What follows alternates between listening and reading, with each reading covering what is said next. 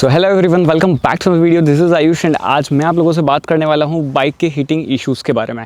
अगर आप कोई बाइक ऑन करते हैं, चाहे वो एयर कूल्ड हो, ऑयल कूल्ड हो या लिक्विड कूल्ड हो, उसके अंदर अगर ओवर हीटिंग की प्रॉब्लम आ रही है तो क्यों आ रही है, कैसे उन प्रॉब्लम को सॉल्व करें, आज इस वीडियो में जानेंगे। साथ ही साथ आप लोगों को पता होने चाहिए कुछ ऐसे रीजंस मैं आप लोगों को बताने वाला हूं जिनकी वजह से ये जो बाइक के अंदर ओवर हीटिंग के इश्यूज़ बढ़ते हैं। और ओवर हीटिंग के इश्यूज़ जो हैं वो एक नॉर्मल कंडीशन नहीं है। अगर बाइक आपकी ओवर हीट हो रही है तो अगर लॉन्ग टर्म में आपने ये प्रॉब्लम रिजॉल्व नहीं करी तो हो सकता है कि आपकी बाइक का जो इंजन है उसकी लाइफ बहुत ही कम हो जाए, कोई बड़ा मेजर पार्ट का फेलियर जो है वो भी हो सकता है। तो बेटर जितना जल्दी हो सके उस इशू को रिजॉल्व करने की कोशिश करिए। और आज कुछ जो मेन कारण हैं जो मैंने ऑलरेडी एक पॉइंट आउट कर लिए हैं, जो मैंने खुद एक्सपीरियंस भी करे हैं, अपने फ्रेंड्स को भी एक्सपीरियंस करते हुए देखा है और आप लोगों के कुछ फीडबैक्स भी रहे हैं जिनकी वजह से मुझे पता चला है कि हाँ, ये मेन कारण होते हैं और इस वजह से बाइक्स हीटिंग होती है। और उनके सॉल्यूशन मैं आप लोगों के लिए निकाल के लाया हूँ कि हाँ, ये सब चीज़ें आपको प्रिकॉशंस रखने हैं जिसकी वजह से आपकी बाइक जो है वो ओवरहीट ना हो। अब हाँ, ये एक अलग बात है अगर आपकी बाइक का नेचर ही है कि हाँ, ये इतना तो हीट वो होती ही है, वो एक अलग चीज़ हो जाती है। बट सपोज़ आपने 6 महीने बाइक को यूज़ कर लिया, 7वें महीने से वो बहुत ही ज़्यादा हीट होने लग गई, उसे ओवरहीट बोला जाता है।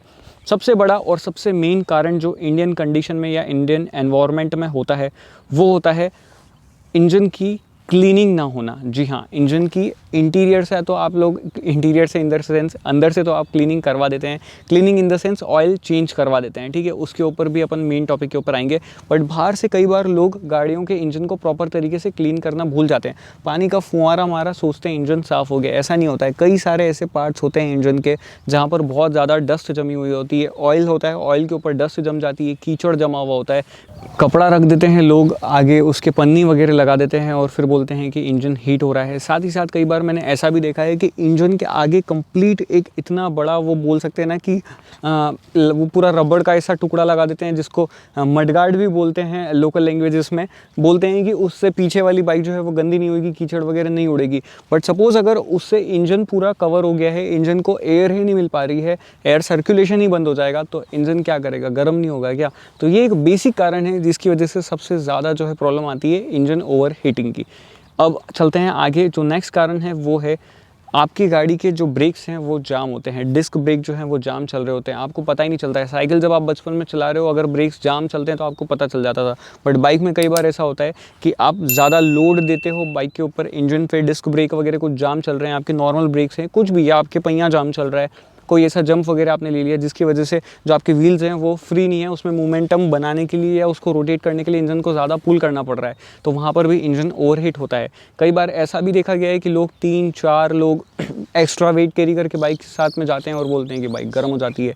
तो ये मत करा करो। अगर आप बाइक को बनाया गया है नॉर्मल 2 लोगों के लिए बैठने के लिए, तो 2 लोग बैठ के राइड करो। कुछ छोटा मोटा सामान लेके जाना है तो आप चले जाओ, उसके हिसाब से बाइक को पूरी कंपनी डिज़ाइन करती है, इंजन वगैरह बनाती है, तो उस हिसाब से आप उसे यूज़ करिए। तीसरा जो कारण है जो सबसे ज़्यादा देखा गया है वो है कार्बोरेटर को प्रॉपर तरीके से सेट ना करना। कई बार आप जाते हैं, माइलेज कम दे रही है, मैकेनिक को नॉलेज नहीं होती है, वो क्या करता है, एयर का मिक्सचर बहुत ज़्यादा बढ़ा देता है या फ्यूल का मिक्सचर बहुत ज़्यादा बढ़ा देता है। कई बार बोलते हैं कि एक्सेलरेट ही नहीं हो रही है, पिकअप कम हो गया है, तो वो पूरा एयर और फ्यूल का जो मिक्सचर है वो अगर बिगाड़ देंगे तो बाइक जो है वो अगेन हीट होती है।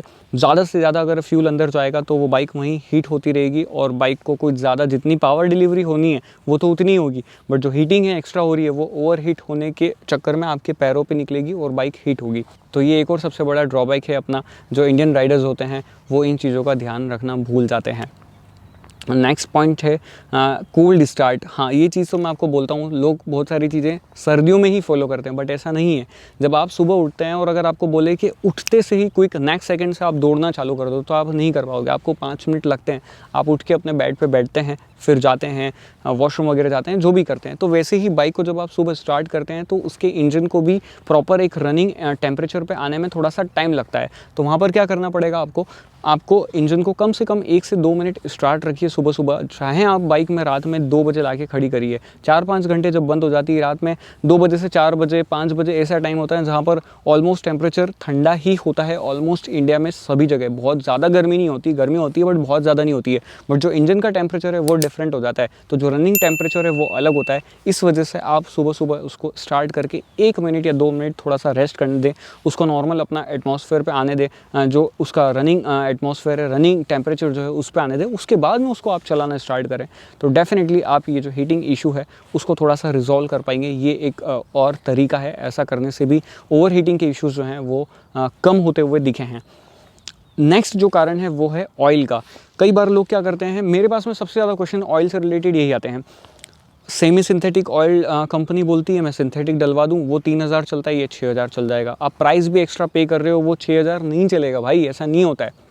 लोगों को पता नहीं होता है, लोकल मैकेनिक होते हैं, आपको ज़्यादा महंगा ऑयल देने के चक्कर में या सर्विस सेंटर पे ज़्यादा ऑयल देने के चक्कर में, ज़्यादा कॉस्टली ऑयल देने के चक्कर में वो इंजन में आपका गलत ऑयल डलवा रहे हैं, और आपको फिर क्या करना पड़ रहा है, ऑयल चेंज नहीं करवाना पड़ रहा है, और आपको लगता है कि इंजन सही चल रहा है। तो ऐसा नहीं है, बाइक के इंजन के अंदर ऐसा नहीं होता है कि आप उसको चाहें जो डाल सकते हैं। कंपनी के जो रेगुलेशंस हैं, जो कंपनी ने आपको रिकमेंड करा है कि आप ये पर्टिकुलर इस रेटिंग का ऑयल ही गाड़ी के अंदर डालें, एंड जो टाइम इंटरवल दिया है उसी टाइम इंटरवल के अंदर आप अपनी गाड़ी का जो ऑयल है उसको चेंज करवा लें। तो इस चीज़ को आप बिल्कुल 100% फॉलो करें।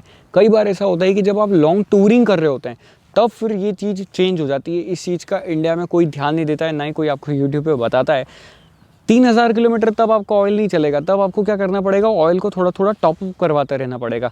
जैसे कूलेंट आप टॉपअप करवाएंगे ना, वैसे ही आपको ऑयल भी थोड़ा थोड़ा टॉपअप करवाते रहना पड़ेगा। आप देखो उसको निकाल के कि ऑयल का लेवल कितना है, अगर कम हुआ है तो वेट मत करो 3000, 4000, 5000 किलोमीटर बाइक चलने का, उसको थोड़ा थोड़ा करके भी आप टॉपअप कर सकते हो और ऑयल को जो है कंटिन्यूसली ऐसे चला सकते हो।